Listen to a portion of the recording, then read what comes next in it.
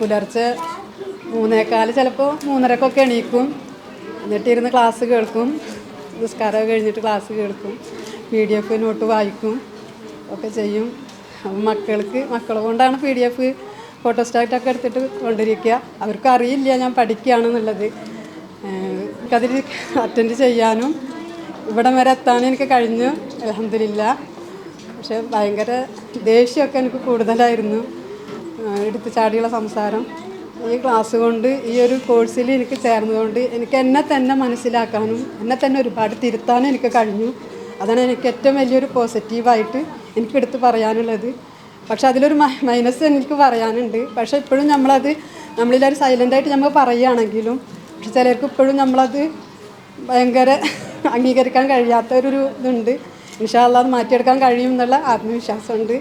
ഇനി ഇതിൻ്റെ PG എടുത്ത് പഠിക്കണമെന്ന് മനസ്സിലുണ്ട്. ഇത്രയും വരെ എത്തിയതിൽ ഞാൻ റബ്ബിനോട് അനുഗ്രഹം പറയുന്നു. നന്ദി, അൽഹംദുലില്ലാ. എനിക്ക് ഇത്ര പറയാനുണ്ട്.